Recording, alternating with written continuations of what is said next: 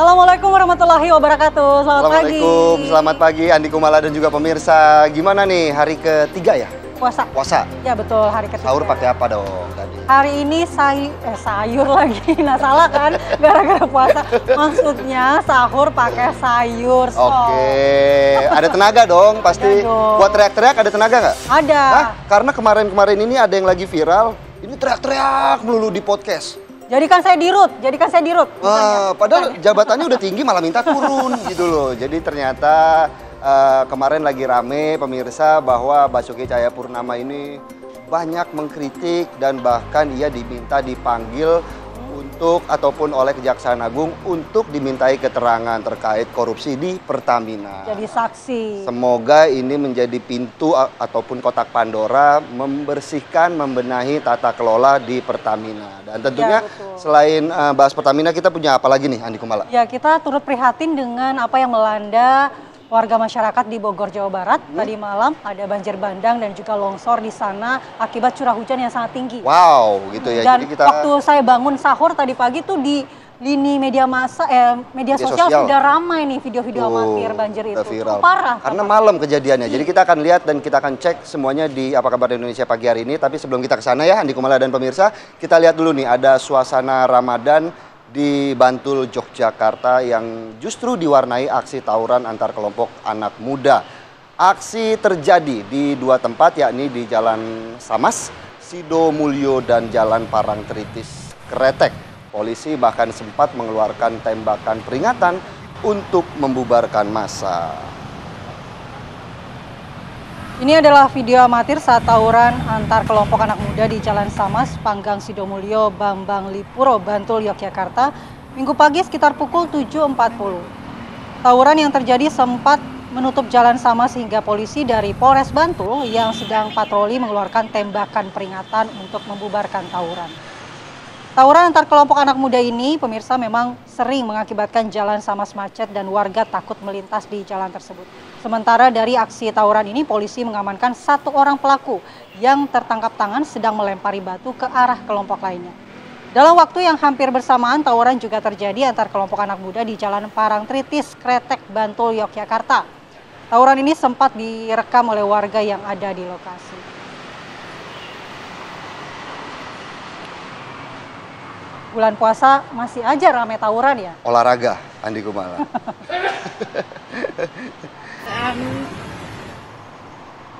Sekarang kita beralih ke ataupun bergeser ke Pontianak, Andi Kumala dan pemirsa, di mana viral di media sosial seorang remaja di Pontianak, Kalimantan Barat ini menghina profesi guru.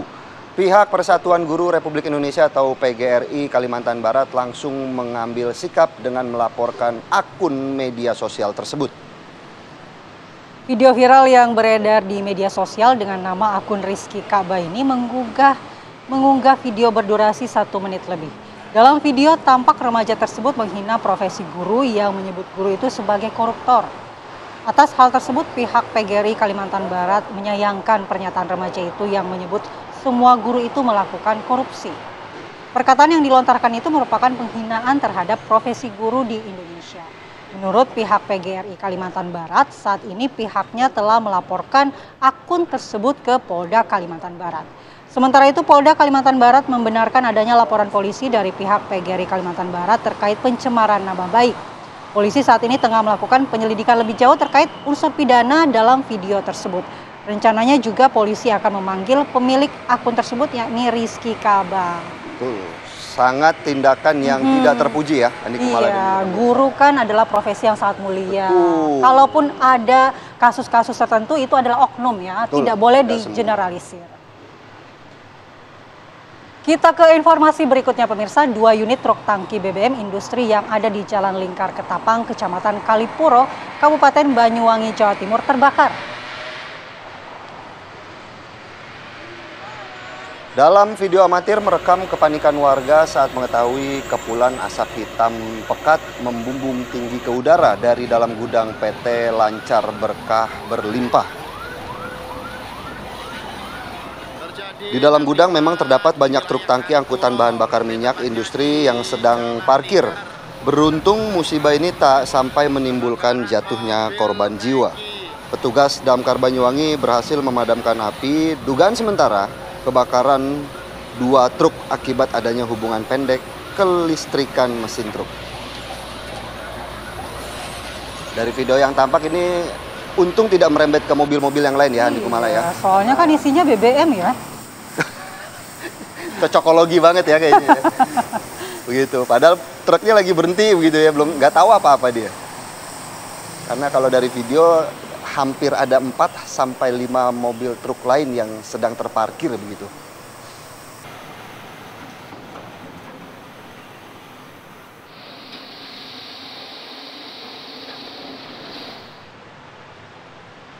Kita ke berita lainnya pemirsa, 1 unit truk ekspedisi pengangkut puluhan unit sepeda motor ludes terbakar. Kebakaran tersebut membuat heboh warga dan juga warga ini panik melihat kebakaran tersebut. Ini karena besarnya kobaran api ya, sehingga warga menjadi panik. Pasalnya truk yang terbakar persis berhenti di depan kantor camat, Torgamba dan rumah warga. Warga khawatir api akan menjalar ke kabel listrik dan rumah-rumah warga. 1 unit mobil pemadam kebakaran Kabupaten Labuan Batu Selatan datang ke lokasi dan api dapat dipadamkan hampir 1 jam kemudian. Diketahui truk ekspedisi Hino BK 8442GI yang dikemudikan Iksan melintas dari arah Pekanbaru menuju Medan, di mana bagian belakang truk yang mengangkut puluhan sepeda motor terlihat kobaran api. Sementara penyebab kebakaran truk tersebut masih dalam penyelidikan oleh Polsek Torgamba Labuan Batu Selatan. Coba kalau kita lihat ini Andi Kumala dari video, gimana nggak panik, lihat aja videonya begitu. Ini sih bukan heboh doang, tapi panik. Tapi beruntung tidak ada lari berhamburan ya. Iya. Betul.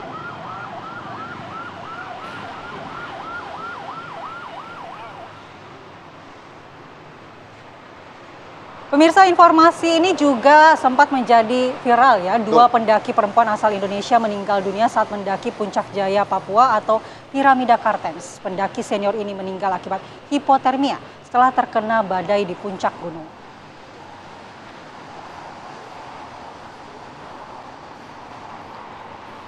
Kedua pendaki ini adalah Lili Wijayanti Pugiono berusia 60 tahun dan Elska Laksono juga berusia 60 tahun.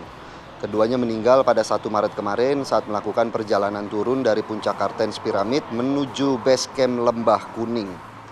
Korban bersama tim yang beranggotakan 5 orang telah berhasil mencapai puncak setinggi 4.884 mdpl pada 28 Februari silam. Selain korban, ada 13 pendaki lainnya yang selamat dan saat ini berada di titik istirahat jalur pendakian Lembah Kuning. Termasuk di dalamnya ada musisi Firsa Besari dan konten kreator Furki Syahroni.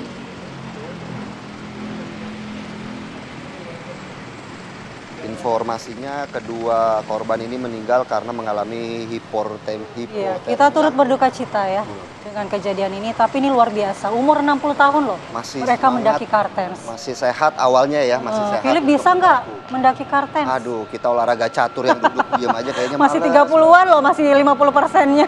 Oke, kita ke berita lainnya. Ada Gunung Merapi di perbatasan Jawa Tengah dan Yogyakarta yang kembali meluncurkan guguran lava dan kegempaan yang cukup tinggi. BPPTKG Yogyakarta mengamati 10 kali guguran lava dengan jarak luncur maksimum 1,7 km. Dari pengamatan pukul 00.00 hingga pukul 12.00 waktu Indonesia Barat terjadi gempa guguran 49 kali. Gempa fase banyak atau hybrid 40 kali dan tektonik jauh 2 kali. Gunung Merapi juga meluncurkan 10 kali guguran lava ke arah barat daya atau Kali Krasak, Bebeng, Sat, dan Putih dengan jarak luncur maksimum 1,7 km. Balai Penyelidikan Pengembangan Teknologi Kebencanaan Geologi atau BPPTKG Yogyakarta menghimbau warga agar menjauhi daerah bahaya yang sudah direkomendasikan. Hingga kini pemirsa, tingkat aktivitas Gunung Merapi masih ditetapkan pada level 3 atau siaga.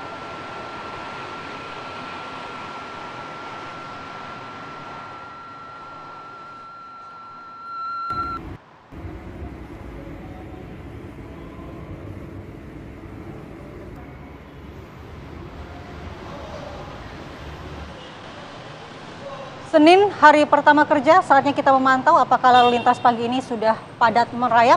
Kita akan tanyakan langsung ke Brigadir Yasinta dari NTMC Polri di kawasan Semanggi, Jakarta Selatan. Selamat pagi Brigadir Yasinta, silakan dengan informasi lalu lintas dari sana.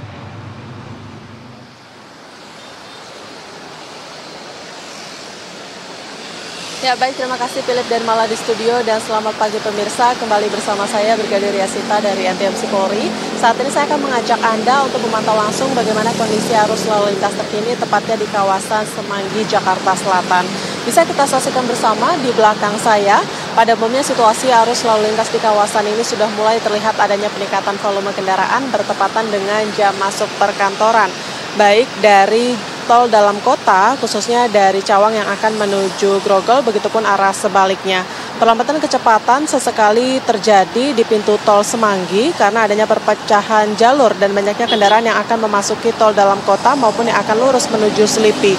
Dan untuk mengantisipasi kepadatan lalu lintas, petugas kami di lapangan memperlakukan sistem kontraflow di tol dalam kota yang berlaku mulai dari kilometer 1.300 Halim sampai dengan kilometer 7.200 Semanggi, mulai pukul 6 hingga 10 waktu Indonesia Barat.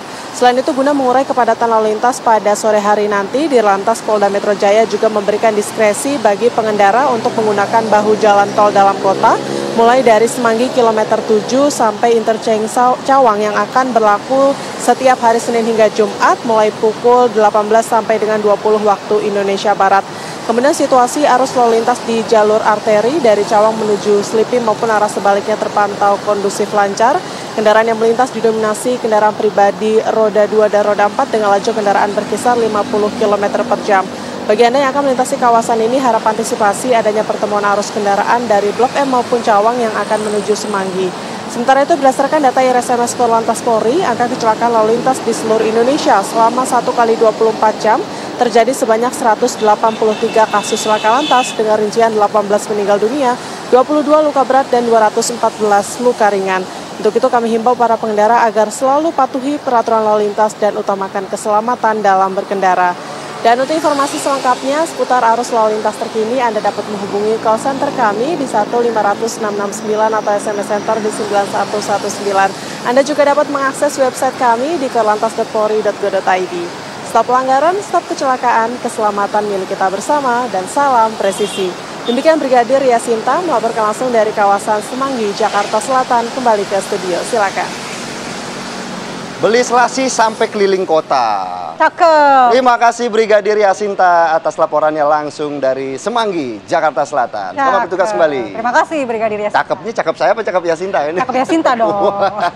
Oke pemirsa, apa kabar Indonesia Pagi akan rehat sejenak dan tentunya kami akan kembali dengan berita yang tadi Andi Kumala sudah bocorkan. Ada beberapa banjir bandang yang terjadi begitu ya. Kita akan update sesaat lagi di Apa Kabar Indonesia Pagi.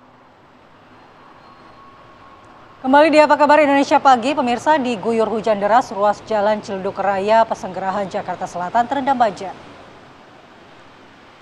Banjir di ruas jalan ini disebabkan meluapnya air Kali Keuangan. Banjir dengan ketinggian 20 hingga 50 cm ini membuat lalu lintas dari arah Jakarta menuju Tangerang dan sebaliknya ini mengalami kemacetan yang sangat panjang. Untuk mengurangi debit air di ruas jalan, Dinas Sumber Daya Air Jakarta telah menyiagakan 2 pompa mobil ke lokasi.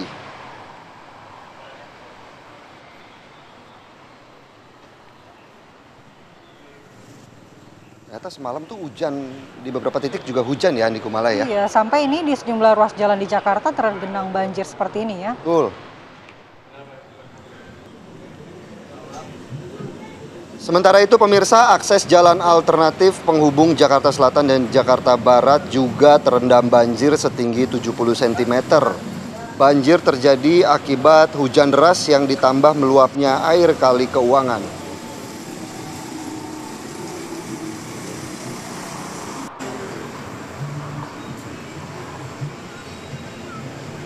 Jalan Swadharma Raya Ulu Jami, Jakarta Selatan terputus akibat banjir pasca hujan deras yang mengguyur semalam. Warga harus mencari jalan alternatif. Warga terpaksa menutup akses jalan demi keselamatan para pengguna jalan. Untuk mengurangi debit air, Dinas Sumber Daya Air Jakarta telah menerjunkan 1 pompa mobile ke lokasi banjir.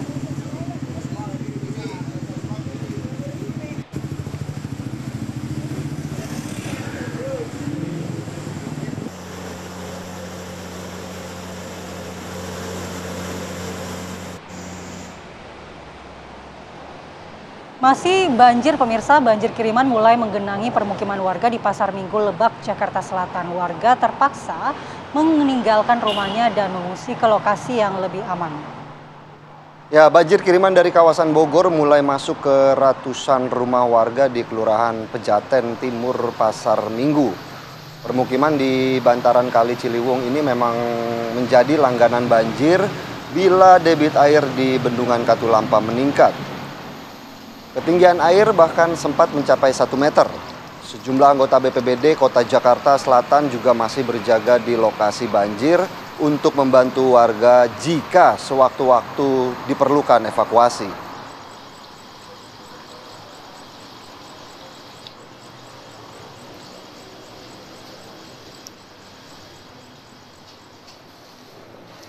Masih dari Jakarta, di mana banjir juga melanda kawasan Kebonpala, Jakarta Timur. Banjir mencapai ketinggian 1 meter.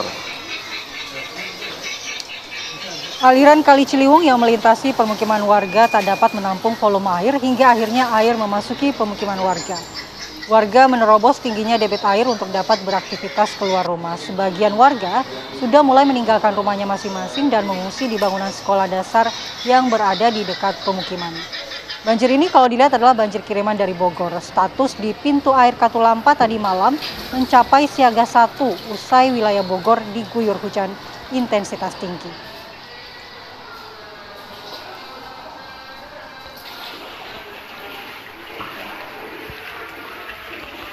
Berarti ini juga banjir kiriman ya dari Bogor. Betul, berarti yang ternyata yang hujan terdampak.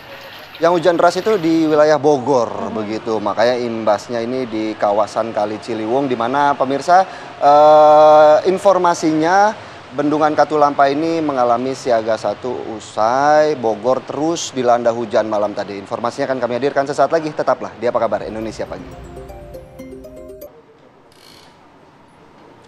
Pemirsa, tim SAR gabungan berhasil menemukan jasad Parningontan Simanjuntak, wisatawan asal Kota Bogor, Jawa Barat yang hilang saat berenang di pantai Kecamatan Carita, Pandeglang, Banten, Sabtu sore. Upaya pencarian korban sejak minggu pagi membuahkan hasil. Korban ditemukan di tempat pelelangan sejauh 1 mil dari lokasi hilang. Polsek Carita mengatakan korban berenang bersama 3 orang teman dan ketika niat melakukan penyelamatan terhadap temannya yang tersapu ombak, justru korban yang hanyut. Korban pun langsung dibawa ke Puskesmas Carita untuk divisum dan diserahkan kepada pihak keluarga.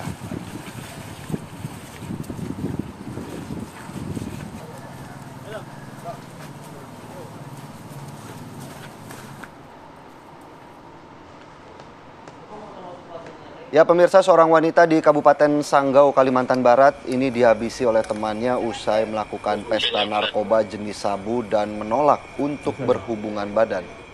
Warga Sekayam, Kabupaten Sanggau itu digegerkan dengan penemuan mayat seorang wanita berinisial L tergeletak bersimbah darah di tumpukan dedaunan di belakang rumah warga. Tidak lama setelah penemuan mayat, selang 8 jam, jajaran Satreskrim Polres Sanggau berhasil mengamankan seorang pelaku berinisial AG yang ternyata merupakan teman korban. AG berhasil diamankan polisi saat berada di rumah orang tuanya, tanpa perlawanan dan langsung digiring ke Polres Sanggau. Tersangka AG ini mengaku menghabisi korban karena ditolak berhubungan badan setelah mereka pesta narkoba jenis sabu. Korban dihabisi nyawanya dengan menggunakan tali diikat ke leher korban dan didorong menggunakan kaki pelaku. Setelah jatuh tersungkur ke tanah, pelaku kembali menghabisi korban dengan menggunakan pisau. Atas perbuatannya, pelaku AG diamankan di Polres Sanggau dan dikenakan pasal 338 KUHP dengan pidana penjara 15 tahun. Ini kalau digambarkan dalam satu kata, keji ya, Andi Kumala ya. Iya, ternyata kan teman sendiri kan, Betul. Habis pesta sabu.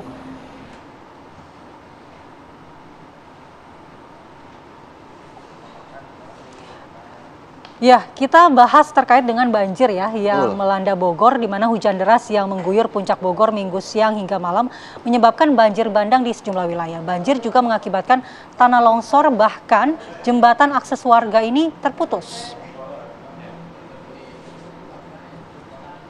Bisa kita lihat ya pemirsa bagaimana mengerikannya banjir bandang yang terjadi di sana, di mana atas peristiwa ini kemacetan panjang sejumlah kendaraan tak terhindarkan, petugas segera memberlakukan arus lalu lintas satu arah.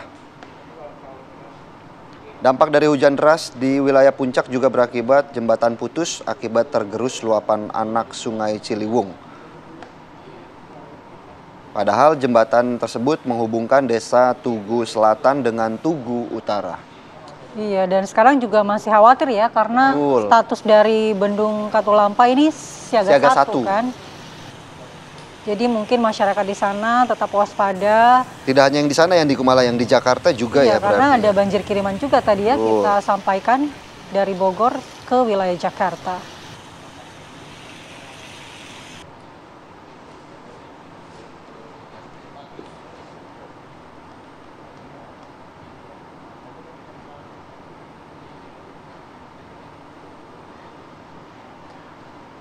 Dan untuk mengetahui bagaimana sebenarnya kondisi terkini di sana, apakah memang banjir bandang juga masih terus terjadi, begitu ya Andi Kumala dan pemirsa, langsung saja kita sapa rekan kami, ada Margareta Novita di kawasan Tugu Selatan Cisarua yang tadi juga kalau kita lihat di paket pengantar sebelumnya ini mengalami jembatan putus antara Tugu Selatan dan juga Tugu Utara. Dan juga ada Haikal di kawasan Kebonpala, tentunya juga kami akan mengupdate ya Andi Kumala ya bagaimana kawasan tersebut juga rawan terkena banjir kiriman. Kita ke Margaret terlebih dahulu. Margaret, silakan dengan laporan Anda bagaimana kondisi terkini di sana pasca terjadinya banjir bandang di sana. Ya, Philip, Malab, dan juga pemirsa, betul sekali saat ini saya berada di pemukiman yang terdampak oleh banjir, tepatnya di RT 1 RW 1 Tugu Selatan Cisarua.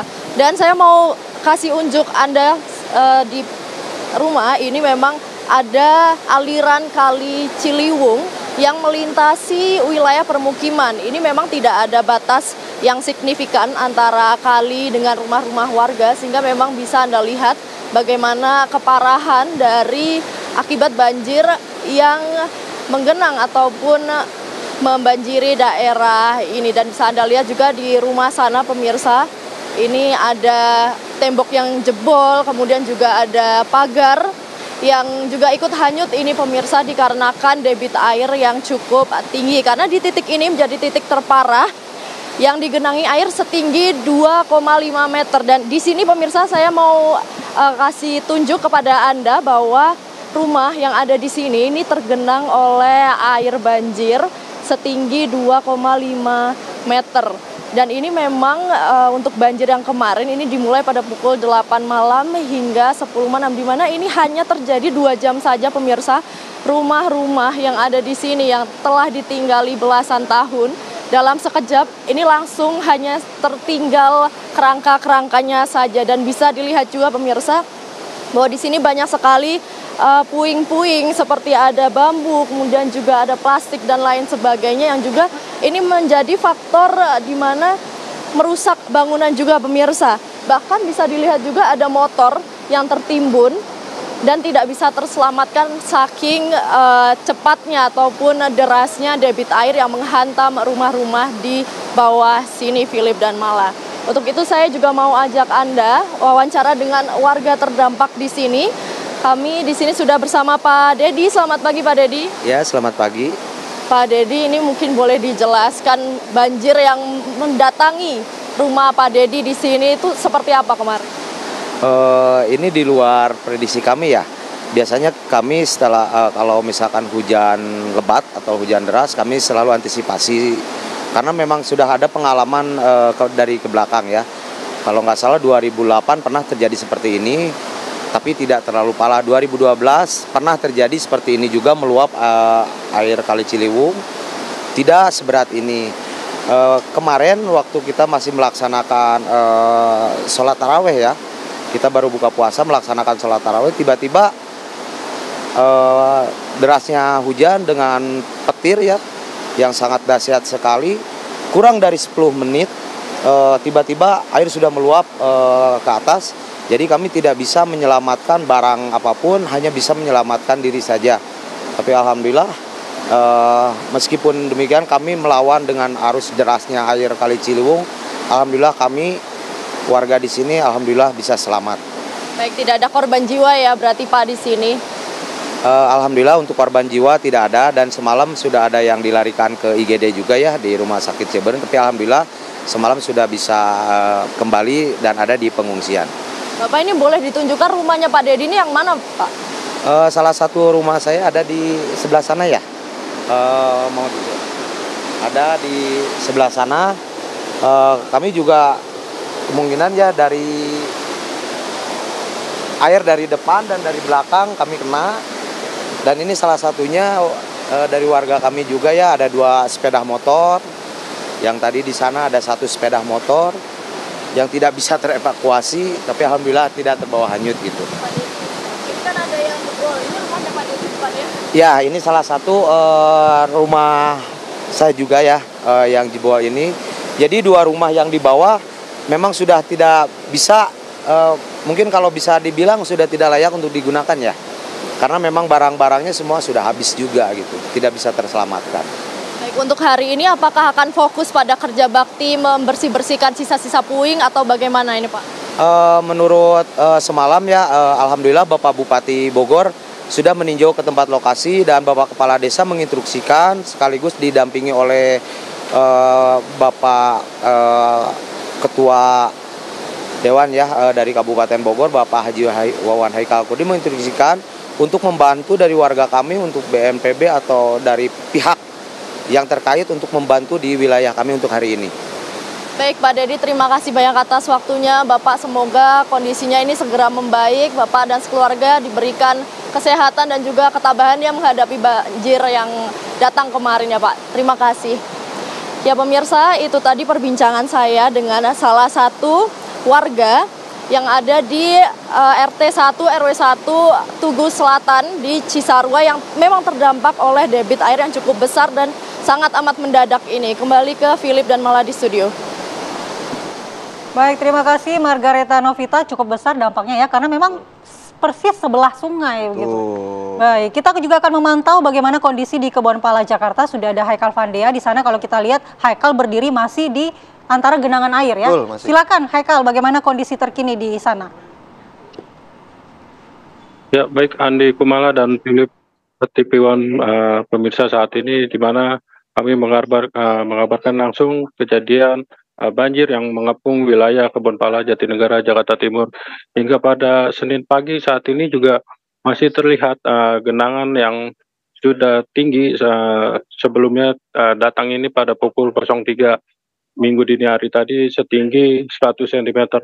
Namun pada pukul 05 pada Minggu dini hari air terus tinggi mencapai 150 cm, di mana pemukiman padat ini tidak jauh dari bantaran kali Ciliwung yang sehingga meluap pada rumah mereka masing-masing. Saat ini juga kami bisa menggambarkan situasi di mana belakang saya dekat bantaran kali, situasi sudah memang cukup tinggi akibat kiriman dari Bogor, Jawa Barat tadi malam. Hingga saat ini juga masih sejumlah warga masih bertahan di rumahnya masing-masing pada lantai 2. Hingga pada di RT 5 RW 7 saat ini juga mereka sudah mengevakuasi dirinya di tempat aman, di mana jalanan yang tidak terkena banjir akibat luapan Kali Ciliwung yang tidak jauh dari rumah mereka. Demikian. Baik, terima kasih Haikal Vandea atas laporannya langsung dari Kebonpala Jakarta, dan juga ada Margaret Novita dari Tugu Selatan yang malam tadi mengalami banjir bandang ya. Selamat bertugas kembali rekan-rekan.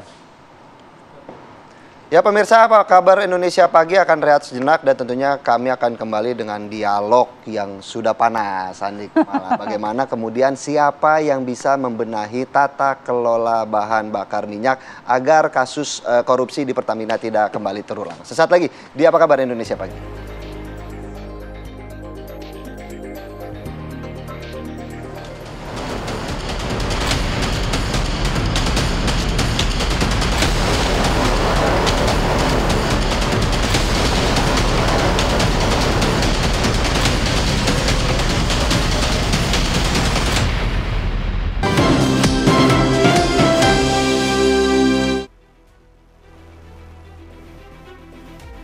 Tata kelola bahan bakar minyak di Indonesia kembali menjadi sorotan setelah serangkaian kasus dugaan korupsi di Pertamina. Sejumlah pihak menilai pemerintah harus memperkuat pengawasan dan transparansi di sektor migas.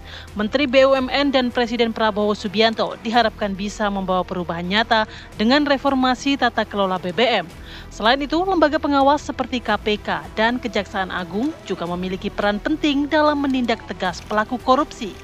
Namun tanpa sistem pengawasan yang ketat dan kebijakan yang berpihak pada kepentingan rakyat, masalah ini akan kerap berulang. Dengan kerugian negara yang mencapai ratusan triliun rupiah, pertanyaan besarnya adalah siapa yang bisa menyelesaikan masalah ini? Publik pun menanti langkah nyata dari pemerintah untuk memastikan tata kelola BBM lebih transparan, efisien, dan bebas korupsi. Tim TV One mengabarkan.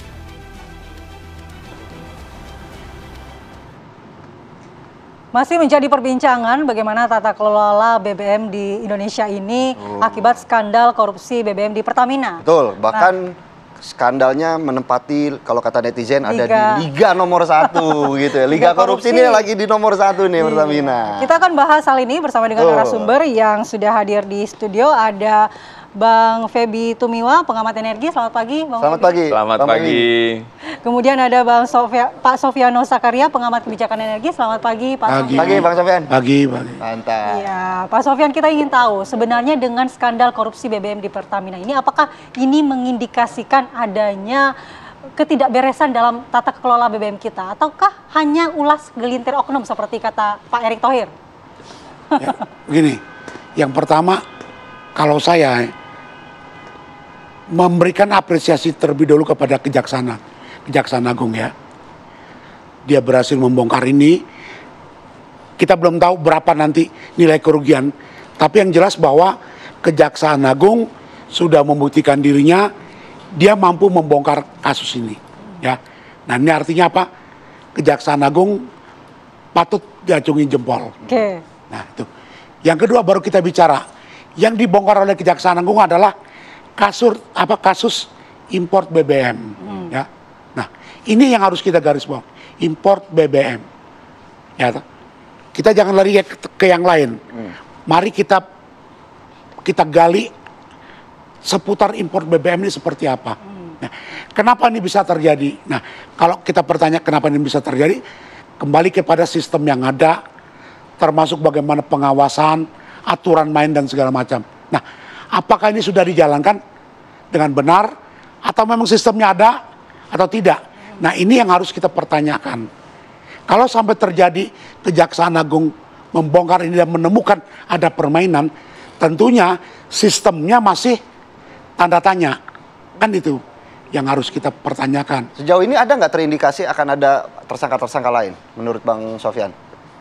Artinya kan impor ini kan tidak hanya diawasi oleh Pertamina saja, ada banyak-banyak pihak yang kemudian harusnya ikut mengawasi impor dari BBM minyak tersebut. Migas mungkin? Ya begini, sebetulnya yang akan lebih tahu itu kan tentunya Kejaksaan Agung. Tapi kita pakai logika umumnya saja begini. Ketika impor dibongkar ada permainan, gitu. Apakah yang cukup yang ditangkap misalnya di Rut Patraniaga, direkturnya, gitu. Nah, ketika impor kan membeli barang kan pakai uang, betul. Kan ada direktur keuangan, kan itu. Nah ini apakah Anda tangkap, kita nggak tahu. Nah direksi menjalankan kebijakan, membuat keputusan, tentunya kan juga ada persetujuan, ada pengawasan dari Dewan Komisaris. Ya. Nah Pertamina ada holding, ada subholding. Ya.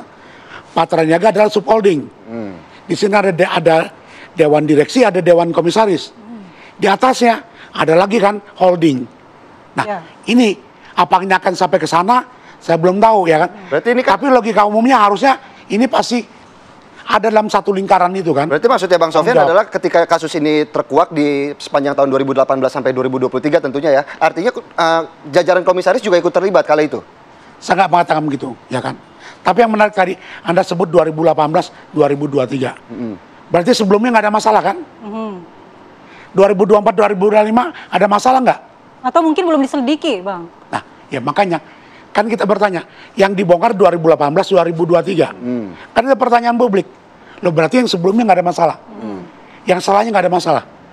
Kan sama juga. Lah berarti BBM yang sekarang tidak ada masalah. Kan itu jadi pertanyaan orang kan. Tapi kan kemudian kasus di sepanjang tahun 2018 sampai 2023 ini meruntuhkan kepercayaan masyarakat terkait dengan kualitas dari BBM di Pertamina sekarang, Bang. Ya, kalau soal kepercayaan benar ya. Ya. Tapi apakah masyarakat akan selamanya tidak percaya dengan Pertamax? Itu kan masih tanda tanya besar, ya kan? Masih tanda tanya besar lah. Ya. Ya, mungkin kita ke Bang Feby. Bang Feby mungkin bisa mengomentari. Kalau sekarang kan Pertamina juga melakukan pembelaannya, kemudian banyak juga yang melakukan tudingan ke Pertamina. Sebenarnya titiknya di mana nih permasalahan yang ada di tata kelola BBM kita? Ya, kalau kita lihat kembali pada kasus ini, yang dipermasalahkan itu adalah, saya setuju dengan Bang Sofiano tadi ya, yang mengatakan bahwa ada pelanggaran terjadi markup dalam hal impor BBM dan minyak mentah. Ya. Pokok persoalannya kan itu, ya, di mana di situ karena ada pelanggaran itu yang memberikan kerugian negara, maka pihak-pihak yang sekarang sedang diproses oleh Kejaksaan Agung, saya mengacu kepada press release ya yang dikeluarkan oleh Kejaksaan Agung gitu, bahwa persoalannya di sana ada angka yang disebutkan sebenarnya berapa sih nilai kerugian negara dari proses pengadaan produk kilang misalnya, itu kan ada 9 triliun, dari pengadaan minyak mentah ada 3, berapa triliun gitu. Nah yang lain-lain itu sebenarnya adalah kerugian negara akibat subsidi, akibat kompensasi kepada produk itu. Nah tapi kalau kita lihat inti persoalannya itu adalah pengadaan minyak mentah dan BBM. Nah BBM ini Pertamax. Nah lalu kemudian disebutkan bahwa salah satu pelanggaran yang terjadi itu adalah menurut Kejaksaan Agung ya, karena ada produk kilang yang dibeli sebenarnya bukan produk dengan standar yang dipesan untuk ya. Pertamax 92 yang katanya di blending. Nah sekarang yang jadi persoalan di masyarakat itu soal blending. Lalu kalau kita lihat karena persoalan blending dan banyak berita yang nyebar ke medsos bahwa misalnya yang saya baca ya, yang saya lihat, kita jangan-jangan beli Pertalite, kita beli Pertalite dengan harga Pertamax, kan gitu kan? Nah Bang izin, sampai ada yang ngecek apa warnanya sama atau enggak gitu kan? Nah Bang Feby, pembelian seperti itu kan tentunya harus diperlukan pengawasan. Artinya kan nggak bisa diem-diem, tidak seperti beli handphone mungkin yang kecil bisa diumpetin Bang. Ini kan minyak dalam bentuk besar, yang banyak, yang besar. Apakah kemudian pengawasan itu seperti tadi kata Bang Sofian juga,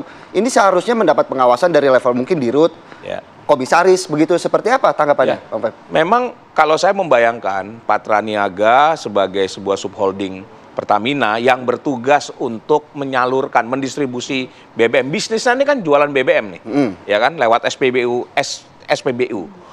Dia harus mengamankan pasokan BBM-nya. Nah, cara mendapatkan produknya itu dari mana? Tentunya harus beli. Beli di dalam negeri dari kilang Pertamina sendiri. Ini ada loh, ya kan? Tapi tidak cukup. Kita kan memang 60% dari BBM kita tuh harus impor. Karena apa? Karena produksi kilang kita tidak cukup untuk memenuhi itu. Nah, ketika dia mau beli, kan harus direncanakan. Kan tidak ujuk-ujuk namanya perusahaan saya mau beli tuh. Ya kan enggak, harusnya itu direncanakan. Artinya apa? Masuk dalam rencana kerja perusahaan. Siapa yang mengawasi itu? Nah, kalau RKAP anak perusahaan harusnya diawasi oleh komisaris. Ya. Kan yang menjabat kala itu, yang menandatangani dong. Ya kalau kita lalu bilang, kenapa Ahok sebagai komisaris sekarangnya mencak-mencaknya sekarang, waktu itu ngapain aja? Nah, Bang, Ahok kira-kira itu ada komisaris di holding. Ini kita harus lihat ya. Beda berarti. Beda. Ini subholding nih. Kalau kita lihat Dewan Komisaris subholding itu bukan Ahok. Nah, mereka yang harus merumuskan. Lalu kalau dilihat ada lagi salah satu tersangka dari Pertamina Kilang. Nah, Pertamina Kilang kan juga harusnya ada komisarisnya. Nah, komisaris itulah yang harusnya mengawasi. Tugas dia tuh mengawasi kinerja loh. Jadi kalau sekarang ada yang bilang, kok Ahok nggak tanggung jawab loh? Di masing-masing subholding itu ada komisarisnya yang juga diangkat oleh Menteri BUMN loh. Jangan salah, yang mengangkat komisaris itu subholding bukan dari holding Pertamina, bukan Dirut Pertamina juga yang ngangkat komisaris-komisaris atau dewan direksinya. Jadi menurut saya ini dulu yang harus dilihat. Jadi ada tata kelola perusahaan di mana ketika kita membuat perencanaan tahunan ya yang disebut dengan RKAP itu harus disetujui. Ada rapat loh antara dewan komisaris dengan dewan direksi. Menyetujui itu anggarannya berapa, lalu strategi implementasinya. Biasanya itu akan ditanya. Ya, kalau fungsi pengawasan itu dimulai dari korporasinya. Dari pengadaan sekian gitu besar strateginya seperti apa? Belinya dari mana? Makanya itu harganya berapa? Itu kan yang kemarin juga dibahas oleh Ahok begitu ya. Artinya kalau memang ingin bersih-bersih, jangan jadikan saya di level komisaris utama, tapi jadikan saya di level dirut begitu ya. Artinya untuk kemudian bisa melakukan bersih-bersih tata kelola bahan bakar minyak. Setuju nggak Bang Sofyan? Tapi ntar ya. Dijawab sesaat lagi. Tetaplah di Apa Kabar Indonesia Pagi. Sesaat lagi. Kembali di Apa Kabar Indonesia Pagi, kita lanjutkan dialog, kita ke Pak Sofyan. Pak Sofyan, kalau kata Philip tadi, Ahok udah minta jadi dirut supaya bisa bersih-bersih. Setuju nggak Pak kalau orang seperti Ahok lah yang bisa bersih-bersih? Nggak juga. Udahlah, Ahok sudah masa lalu. Nggak usah kita inikan ke Ahok. Ya. Kalau soal Ahok mau bicara, ya biarkan dia bicara. Ya kan? Tapi yang jelas, kita fokus ke masalah ini. Ya kan? Fokus masalah ini, apa inti masalah? Dan bagaimana mengatasinya. Dan kita kembali ke titik masalah import, ya kan? Jangan beralih ke oplosan. Karena kalau bicara oplosan nanti akhirnya apa? Bisa ruginya buat masyarakat sendiri. Oke, kalau kita berbicara kasusnya adalah berarti kan korupsinya adalah soal bahan bakarnya begitu, koruptornya begitu ya. Berarti ini kan artinya bagaimana kemudian tata kelolanya bisa dibenahi? Karena informasinya ini juga orang-orang lama, Bang. Begini. Sistem itu kalau memang itu sistemnya udah terbaik dan dijalankan dengan benar, mau orang lama orang baru nggak ada masalah. Berarti masalah di sistemnya. Kalau saya bilang sistem, bukan di contoh begini, kenapa harus beli BBM atau crude lewat trader misalnya? Ya, kenapa tidak dibuat satu keputusan beli langsung ke produsen atau ke trading arm dari produsen? Katakan misalnya Arab lewat Saudi Aramco langsung, kan begitu. Jangan lewat trader. Kan hasil temuannya Kejaksaan Agung, kerugiannya karena ada permainan di broker, di trader. Ya itu kan karena dirut yang sekarang sudah mengerti begitu ya, artinya kemarin tertangkap juga sudah mengerti skema ataupun sistem yang dilakukan sehingga dia bisa mengakali sistem tersebut. Enggak, makanya kan gitu.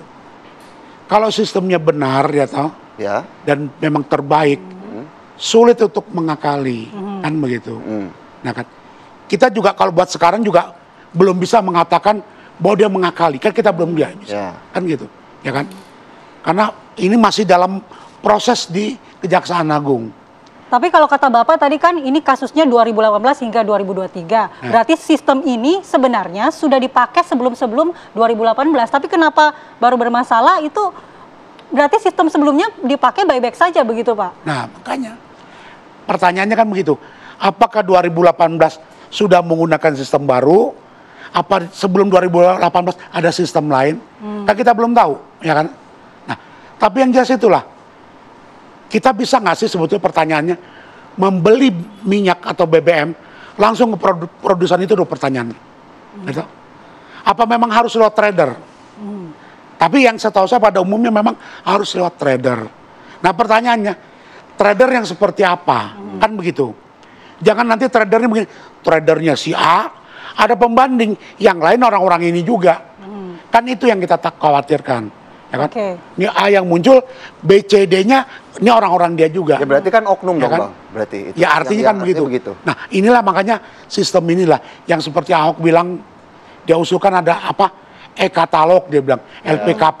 Tuh. Ya, kalau memang itu benar ya kenapa tidak itu digunakan itu? Iya, supaya terbuka begitu ya. Ya, supaya terbuka. Mungkin Pak Feby bisa menanggapi Pak. Kalau pembelian ini memungkinkan nggak sih kalau tidak lewat trader gitu? Ya pada dasarnya ini pembelian itu adalah bentuk pengadaan kan. Kita mau beli dari siapa? Pertanyaannya. Nah, ya setahu saya kalau praktek di industri minyak itu memang belinya lewat trader, tidak hanya industri minyak sebenarnya. Banyak juga kita mau beli minyak sawit juga ada tradernya gitu. Nah, trader itu ada yang memang trading arm dari perusahaan produsen minyak atau kilangnya, atau juga yang lain-lain yang punya hubungan dengan kilang. Ya, jadi sebenarnya mau beli dari trader yang mana itu menjadi penting. Nah, ini yang menurut saya perlu ada di sistem. Kita mau beli itu dari trader yang misalkan apakah dia punya kredibilitas atau tidak. Dia punya hubungan langsung dengan si produsen minyak atau produsen produk BBM atau tidak. Karena apa? Ujung-ujungnya saya kalau saya jadi perusahaan Patra Niaga yang bertanggung jawab, saya tuh punya tanggung jawab apa? Satu, bahwa distribusi BBM saya harus lancar. Karena bisnis saya tuh ada di situ. Ya kan, saya dapat uang itu dari berjualan BBM. Artinya kalau supply chain saya kacau, saya nggak bisa memaksimalkan profit saya di bisnis itu. Itu berarti apa? Saya melanggar dong. Apa saya gagal untuk memenuhi target perusahaan saya? Sebagai direksi dia harus berpikir seperti itu. Jadi bagaimana kita bisa memastikan, saya sebagai direksi harus memastikan pasokan saya itu aman dan lancar dan dengan harga yang paling bagus, sehingga saya paling efisien, sehingga saya bisa memaksimalkan profit. Ya, artinya itu kan juga yang kalau dari penjelasan Ahok di beberapa kesempatan juga itu yang sudah terendus sebenarnya, Bang. Sudah mencoba untuk menjelaskan permasalahan itu. Ya, semua perusahaan pasti akan seperti itu. Pertanyaannya, kenapa itu tidak terjadi? Kalau kita lihat kasus ini, loh, kok milih beli dari trader yang mungkin ya tidak punya hubungan. Yang kedua, kenapa bisa terjadi markup itu? Artinya apa? Kalau dia terjadi markup, keuntungan buat perusahaan itu kan diambil sama yang melakukan markup ini, yang itu yang jadi pokok persoalan. Jadi ini yang harus dibenahi. Jadi sistem yang berlaku itu tidak tepat. Nah, kalau kita lihat kenapa 2018 2023, ingat 2015 2016 itu ya di era pertama Jokowi ada tim pemberantasan mafia migas kan yang dipimpin oleh almarhum Faisal Basri yang 2016 keluar dengan kesimpulan pembubaran Petral itu membubarkan Petral. Kita tahu Petral ini tadinya trading arm-nya Pertamina untuk pengadaan BBM dan minyak mentah gitu. Nah, ini dibubarkan, lalu kemudian 2018 terjadi pengadaan BBM langsung di anak perusahaan Pertamina di subholding Patra Niaga tadi. Oleh orang-orang yang sama. Ya, kalau kata menurut cerita kan orang-orang yang sama ya, yang dulu dibubarkan gitu. Ya, jadi orang yang sama yang dulu menjalankan operasi ini pindah langsung ke anak perusahaan. Nah, karena mereka orang yang sama, mungkin mereka tahu caranya bermain. Nah, kita kan masih harus menunggu ya. Tapi dengan pengetahuan mereka, mereka bisa ngakali sistem gitu. Nah, pertanyaannya, yang bikin sistem itu siapa? Nah, itu juga pertanyaan kita, Pak. Yang bisa membenahi sistem siapa? Harusnya ketika ada, ini menurut saya ketika Petral dibubarkan, harusnya sistem pengadaan Pertamina itu kan yang diperbaiki. Pengadaan pembelian minyak mentah dan BBM. Itu yang harus diperbaiki.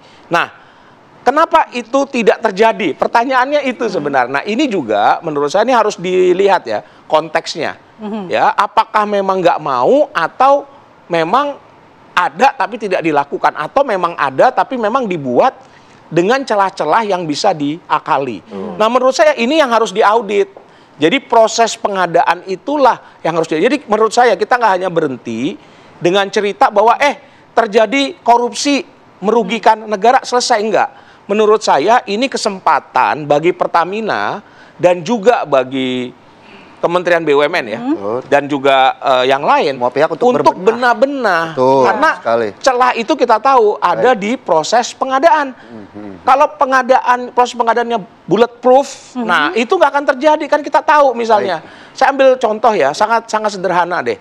Apa yang kita apresiasi apa yang dilakukan oleh PLN ya.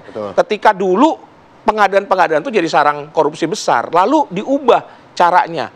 Yang bisa jadi rekanan PLN harus memenuhi persyaratan ABCD. Ya itulah artinya jenis. Makanya sistem dengan pengawasan yang begitu ketat, artinya tentunya bisa saja mencegah begitu ya, artinya korupsi yang terjadi. Makanya harus dibuat bulat Betul. Bulletproof sehingga tidak dieksploitasi kelemahan-kelemahan. Baik, terima kasih. Aduh, masih panas sih sebenarnya. Cuma sayang sekali durasi kita sudah habis. Bang Feby dan juga Bang Sofyan. Artinya tentunya kita berharap bagaimana kasus ini juga bisa cepat selesai begitu ya. Bisa diperbaiki secepatnya begitu agar kejadian seperti ini tidak kembali terulang. Terima kasih Mas Feby dan juga Mas Sofyan. Terima kasih Bang Feby. Dan pemirsa, apa kabar Indonesia Pagi masih akan kembali untuk melihat bagaimana kondisi banjir bandang yang terjadi di Puncak dan imbasnya mungkin bisa saja sampai ke Jakarta begitu ya. Sesaat lagi tetaplah di Apa Kabar Indonesia Pagi.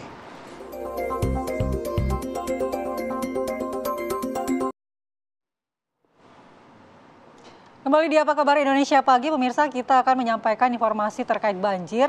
Ini dari Lampung terlebih dahulu, sebuah rumah di Kelurahan Segalamider, Tanjung Karang Barat, Lampung ambruk dihantam banjir. Khawatir bangunan rumah kembali runtuh, sebanyak 10 orang yang tinggal di rumah ini terpaksa mengungsi. Pemerintah setempat berupaya untuk melakukan normalisasi sungai dan pelebaran sungai guna mengantisipasi banjir susulan yang tentunya bisa saja membahayakan warga. Pemerintah juga akan membongkar 4 rumah yang ternyata ini berdiri di atas aliran sungai ya, Andi Kumala dan pemirsa. Nah, ini salah satu yang seperti tadi ya, yang betul, salah satu yang bisa menyebabkan banjir begitu ya. Sementara rumah warga yang dirobohkan nantinya akan diberikan ganti rugi dan tentunya dipindahkan ke tempat yang lebih aman. Wow, ini sampai roboh ya kalau dari video yang kita lihat ya, Andi Kumala ya.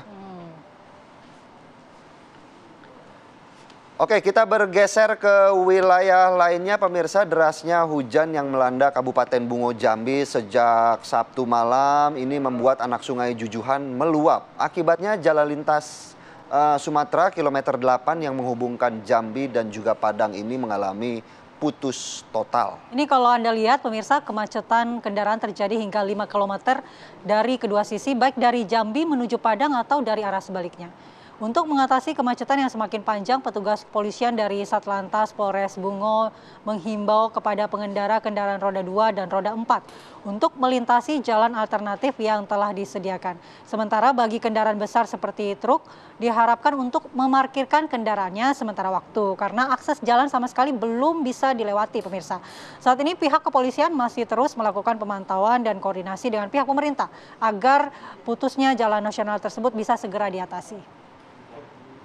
Ini dampaknya cukup panjang kemacetan yang terjadi karena jalannya parah sekali, putus ya. Truk-truk semua yang mengantri karena ini memang jalan untuk jalur truk-truk melintasi jalur lintas Sumatera begitu ya, Andi Kumala ya. Dan dari Jambi tentunya kami juga akan mengupdate pemirsa terkait banjir bandang di kawasan Puncak Bogor, Jawa Barat yang tadi malam ini begitu menghebohkan ya. Bahkan hingga saat ini juga masih ada orang yang dinyatakan hilang. Begitu terbawa arus ya. Terbawa arus. Dan untuk mengetahui bagaimana kondisinya terkini, kami sudah terhubung dengan rekan kami ada Usep Saripudin yang berada di kantor Basarnas Jawa Barat. Selamat pagi Usep. Bagaimana kemudian update informasi terkini dari posko untuk pencarian korban hilang di sana?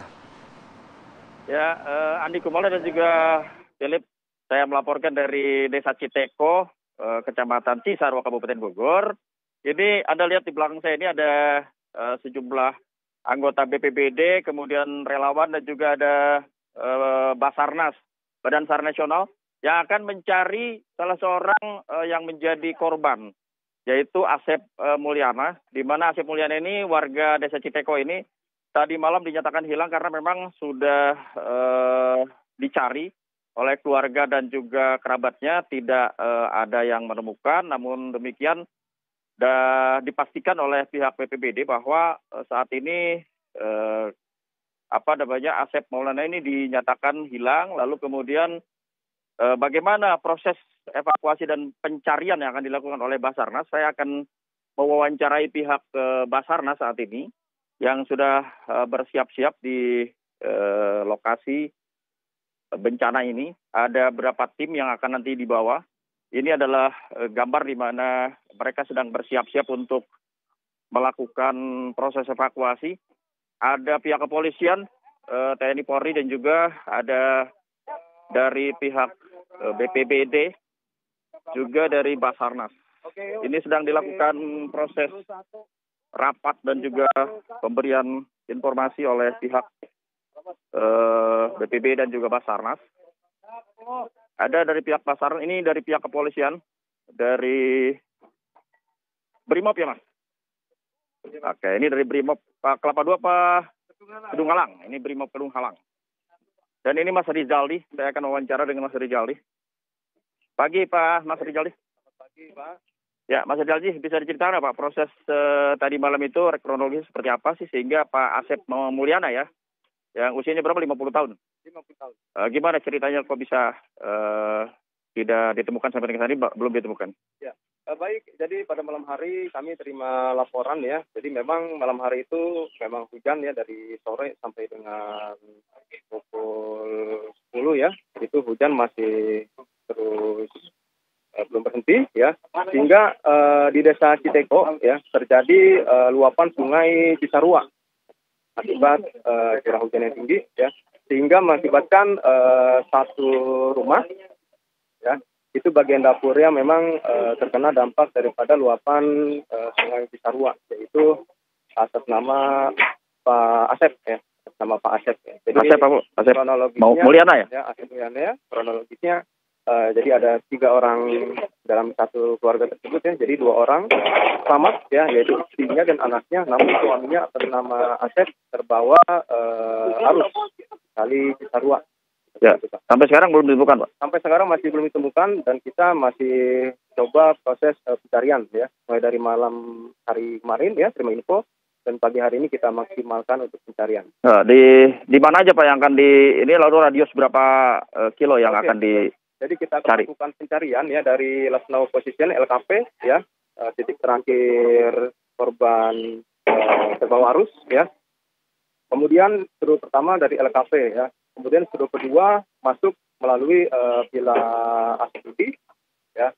Itu ada spot untuk turun daripada personil untuk melakukan pencarian ya. Kemudian seru ketiga dilakukan pencarian di area bendungan Ciawi seperti itu. Nah, kita sudah ready ya tim pencarian dengan menggunakan rubber boot ya. Namun kondisi sekarang arus masih deras ya, dikarenakan medannya sempit dan banyak bebatuan sehingga masih belum memungkinkan untuk perahu untuk turun di area LKP seperti itu Pak. Baik Pak. Lalu sejauh ini kendalanya apa sih Pak? Kendalanya sampai dengan saat ini jadi arus masih belum normal ya, arus deras di Sungai Cisarua belum normal seperti biasanya ya, sehingga juga kontur daripada kali ini ya terjadi penyempitan dan juga banyak sekali batu-batu ya, sehingga dengan beberapa pertimbangan dari ekspert di arus deras itu masih belum memungkinkan untuk dengan perahu ya. Sehingga kita bisa visual darat dari pinggir Sungai Cisarua ya untuk mencari korban atau teman. Pak, sejauh ini rumah ada berapa sih Pak yang tercatat terdampak di Kecamatan Cisarua nih? Katanya sih ada 100-an gitu. Ya, Kecamatan Cisarua ya, bahwasanya bukan hanya di desa Citeko saja mengalami banjir ya, ada banjir luapan sungai ya ataupun banjir lintasan. Kurang lebih sekitar 125 rumah yang terdampak ya Pak. Baik. Di Kecamatan Cisarua dari BPPT. Oke, terima kasih Pak. Selamat bekerja, semoga sukses. Ya, itu Andi Kumala dan ini kembali ke Anda di studio. Baik, terima kasih laporan khusus dari Desa Citeko, Cisarua, Bogor, Jawa Barat, di mana di sana dilakukan pencarian korban yang hilang terbawa arus. Nanti juga kita akan memantau di Desa Tugu Selatan, Bogor, Jawa Barat bersama dengan Atika Harahap. Namun usai jeda berikut ini, tetaplah di Apa Kabar Indonesia Pagi.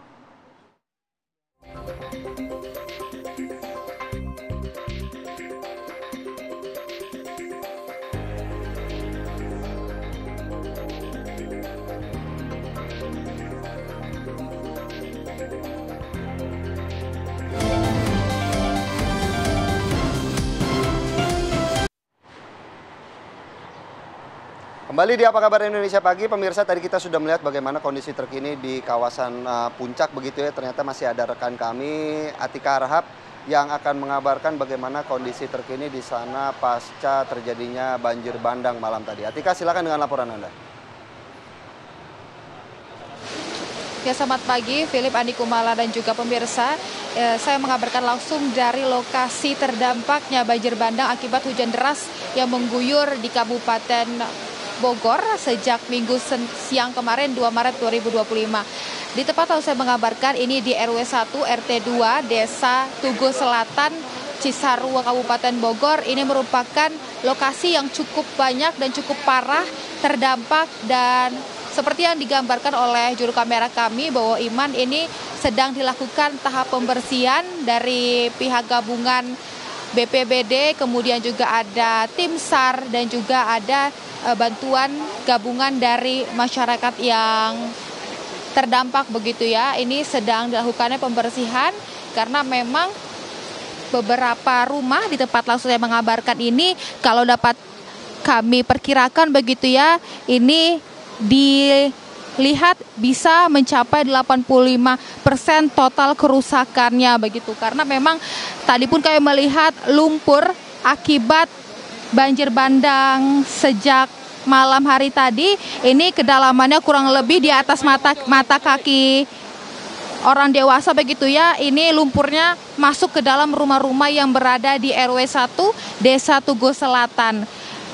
Akibatnya memang rumah-rumah yang terdampak ini seperti kendaraannya, kemudian barang-barang pribadinya, kasur, lemari, dan rumah seisinya ini memang terdampak begitu ya, sehingga para warga yang terdampak ini pun harus menyisihkan barang-barang berharganya, dan saat ini masih terus dilakukan pembersihan oleh pihak gabungan karena memang untuk akses jalannya saja ini untuk pejalan kaki cukup sulit begitu ya. Ini merupakan salah satu rumah yang terdampak, hingga dengan masuk ke dalam rumahnya ini di ruangan utamanya pun kalau dapat kami perkirakan begitu ya, Philip, Andi Kumala dan juga pemirsa, ini kedalaman lumpur akibat banjir bandangnya cukup tinggi, dan kami akan mengajak Anda, Philip, Andi Kumala dan juga pemirsa, untuk menanyakan kepada salah satu warga yang terdampak rumahnya akibat banjir bandang yang mengguyur sejak Minggu Senin kemarin. Selamat pagi Ibu. Ibu dengan Ibu siapa? Dengan Ibu Ati. Ibu Ati ini rumahnya. Iya. Bu Ati, pada saat kejadian kemarin ini kronologinya bagaimana Ibu? Saya kurang tahu ya, soalnya kan kebetulan saya lagi di rumah saudara, suami sakit, lagi titira di rumah saudara, jadi nggak tahu saya kejadiannya kayak gimana gitu. Pada saat kejadian yang ada di rumah siapa aja Bu? Anak sama ponakan, tapi waktu itu anak sama ponakan lagi taraweh. Bawa ke rumah udah kerendam. Ya, di dalam rumah ini apa aja sih Bu yang terdampak? Ya perabotan, terus alat-alat di ruangan kamar atau bagaimana? Kalau kamar alhamdulillah enggak, kan kamar di lantai 2 ya, enggak apa-apa. Cuman yang lantai bawah aja. Belum, saya baru kesini soalnya. Barang-barang berharga ada yang terdampak nggak Bu? Belum tahu ya, belum diperiksa gitu. Kalau untuk lokasi di luarnya ini Bu, memang ini serpian apa sih Bu di dalam ini? Ini kayak apa ya, bekas pop mie atau apa gitu, styrofoam gini, terus sampah lah. Botol-botol gitu, terus kayu-kayu gitu. Untuk posko sendiri terdekat seperti apa Bu? Posko saya nggak tahu ya, cuman kalau warga yang terdampak itu sekarang ngungsinya waktu malam gitu di rumah tetangga, terus ada yang di madrasah, ada yang di musola gitu. Kalau untuk bantuan yang sudah disalurkan sudah apa aja Bu? Sekarang malam cuman dapat bantuannya makan doang sama minum, udah itu. Kalau untuk dapur umum sudah ada Bu? Belum tahu ya. Soalnya saya kan baru kesini gitu. Ibu ini RW ya? Iya, saya Ibu RW. Sudah ada mungkin Bu dari pengaduan dari warga sekitar kepada Ibu apa aja mungkin? Belum ya, soalnya warganya juga lagi pada sibuk ya ngurusin rumah-rumahnya sendiri, bersihin rumah-rumahnya gitu. Ini sering terjadi apa gimana Ibu? Ini untuk kalau yang parah ini untuk yang kedua kali. Dulu pernah waktu 17 tahun yang lalu lah pernah kejadian kayak gini.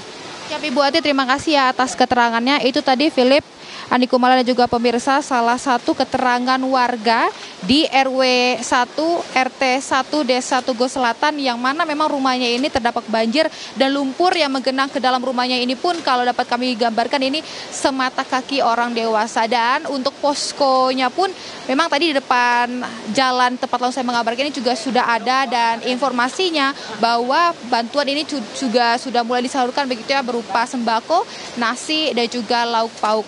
Sementara demikian kembali ke studio.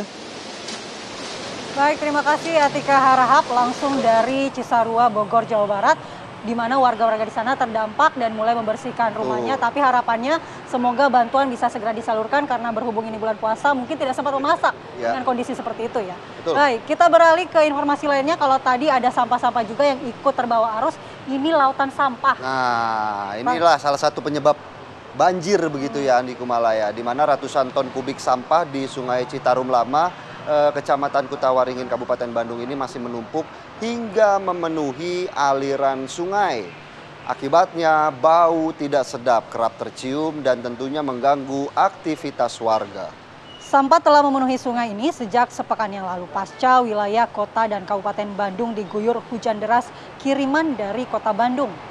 Aliran Sungai Citarum Lama terhubung langsung dengan Sungai Citarum Utama. Namun akibat dipenuhi sampah, aliran air tersendat dan air banjir dapat mengancam permukiman warga. Bisa kita lihat ya, ini Andi Kumala ya, waduh tuh sampahnya.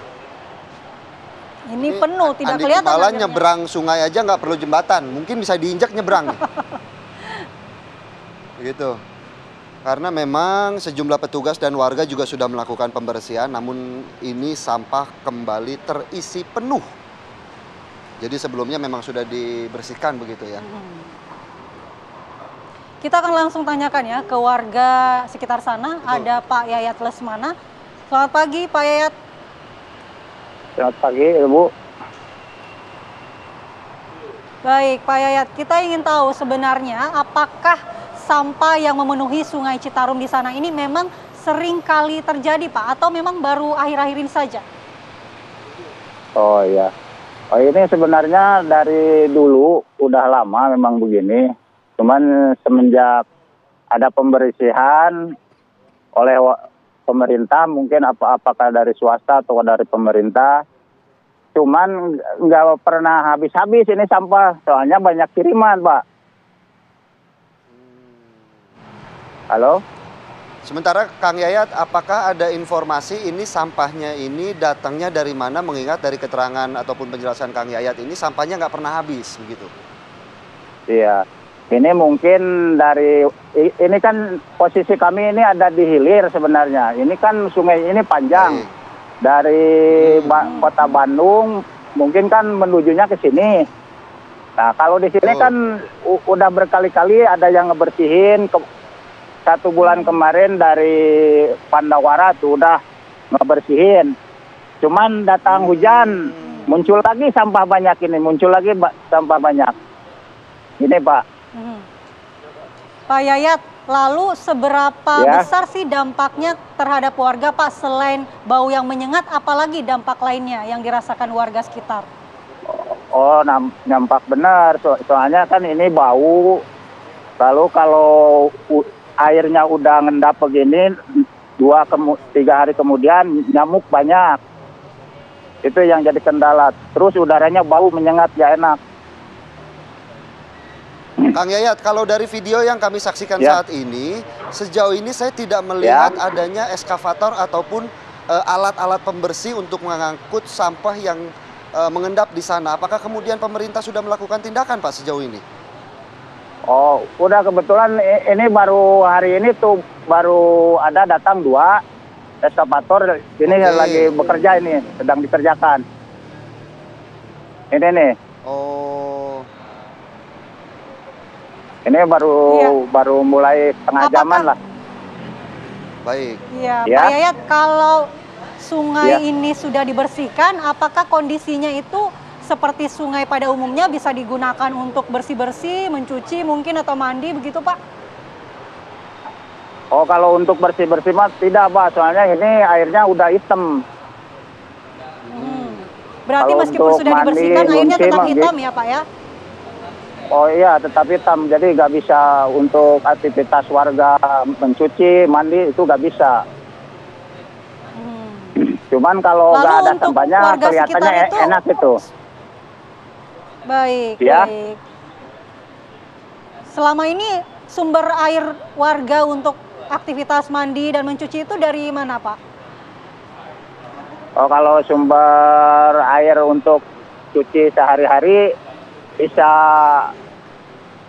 ada yang beli, sebagian ada yang beli, sebagian ada yang di rumahnya masing-masing punya pompa sendiri kayak jet pump gitu.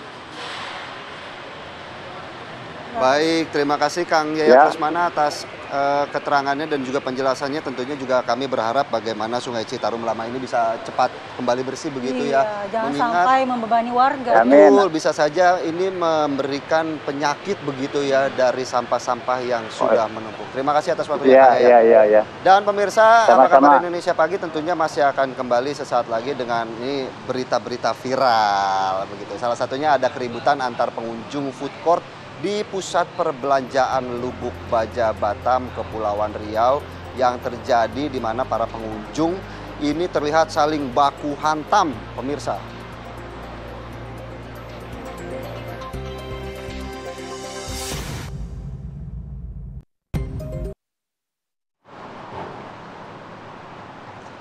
Kalau kata Philip, saatnya kita hadirkan kabar-kabar viral. Yang viral.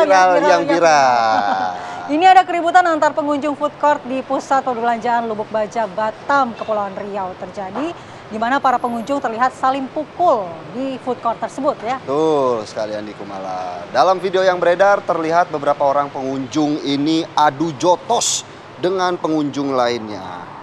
Sementara pengunjung lain yang melihat kejadian ini juga berteriak histeris untuk mencoba melerai para pengunjung yang berkelahi. Petugas keamanan juga berupaya namun ternyata gagal untuk memisahkan para pengunjung yang berkelahi. Belum diketahui pasti penyebab pertikaian tersebut, namun pihak kepolisian Polresta Barelang telah mengamankan 2 orang terduga pelaku. Kayaknya cocok nih kalau daftar One Pride. Ya kan? Lagi-lagi ya olahraganya salah sasaran. Ya udahlah, kita ke berita viral lainnya ini pemirsa. Tim Rescue Damkar Kota Bekasi mengevakuasi 2 ekor buaya peliharaan di Bintara 9, Bekasi Barat. Wah, 2 ekor salah satunya teman saya bukan ya? Aku baru mau bilang, kok masih di sini bukannya sudah dievakuasi. Anggota tim rescue mengatakan buaya ini dipelihara sejak kecil oleh pemiliknya sampai besar. Karena membahayakan dan kolam tidak masuk kriteria terlalu kecil begitu sehingga tidak masuk kriteria aman ya, sehingga potensi lepas sangat besar.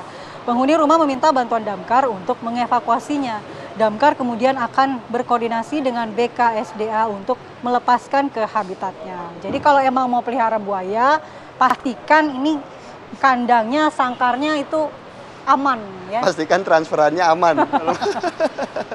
Itu buaya darat biasanya ya.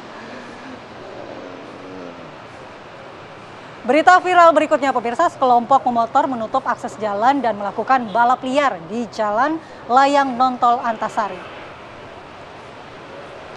Ya, kejadian ini terjadi sekitar Kamis subuh di mana akses jalan yang ditutup membuat kemacetan yang cukup panjang.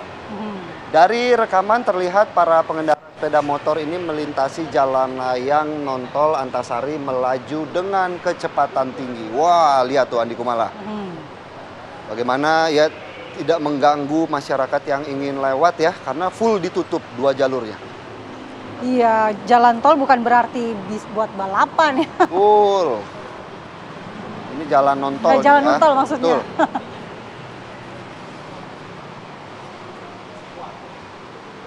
Ya, masih berita yang viral pemirsa memperlihatkan ini ada video yang ada tumpukan sampah tempat pembuangan sampah Bantar Gebang Bekasi yang kembali viral. Ya, kalau Anda lihat di layar kaca pemirsa, menurut data tumpukan sampah tinggi ini mencapai sekitar 40 meter pada tahun 2024. Ini setara dengan ketinggian gedung 16 lantai. Waduh, tinggi sekali rupanya. Setiap harinya jumlah sampah yang dibuang lebih dari 15.000 ton sampah. Saat ini kurang lebih 39 juta ton sampah telah memenuhi 80% bagian lahan dari TPST Bantar Gebang. Ini kalau kita lihat sekilas mirip AI, tapi ternyata memang tumpukan sampah ini benar-benar terjadi di gedung Bantar 16 Gebang, Bekasi. lantai, berarti setinggi ini kali ya? Lumayan ya, pokoknya bisa lihat Jakarta deh kalau 16 lantai ke 16 ya. Kebayang ya.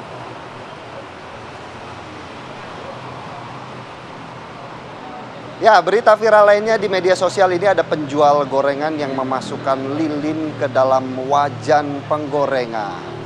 Ini kalau kata orang gorengan dulu ya, lilin ini salah satu yang membuat bikin gurih.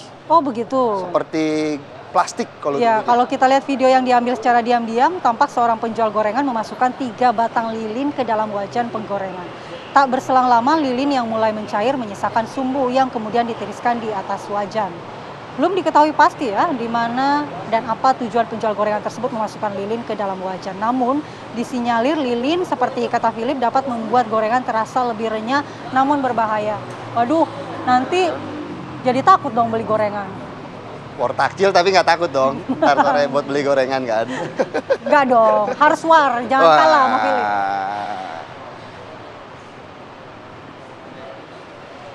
Berikutnya, seorang pelaku pencurian nekat membobol kotak amal di masjid di Jalan Raya Cigadung, Kota Bandung. Dan pemirsa, inilah detik-detik rekaman seorang pria yang dengan berani ini membobol kotak amal di sebuah masjid yang terletak di kawasan Cigadung Timur, Kota Bandung.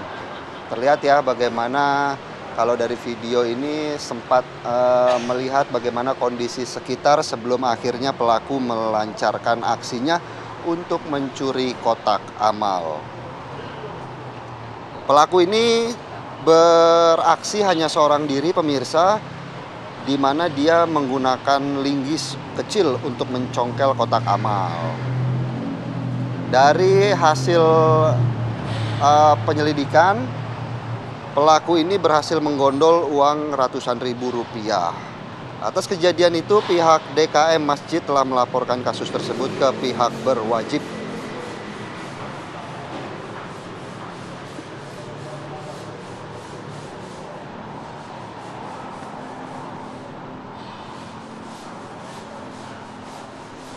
Ya, kita ke berita lainnya pemirsa. Seorang kakek terlihat sedang asik bernyanyi di sebuah pesta pernikahan. Ternyata umur tidak menjadi batasan ya untuk bernyanyi. Lagunya juga lagu rap ya. Kita lihat nih, kita dengerin dulu ya. Nah, ini dia.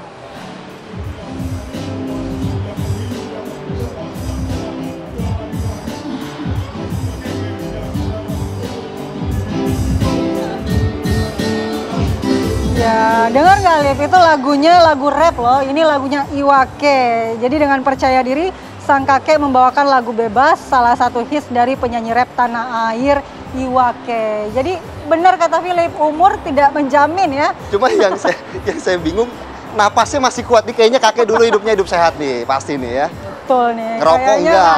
Nih. Jadi umur segini masih bisa nge-rap begitu.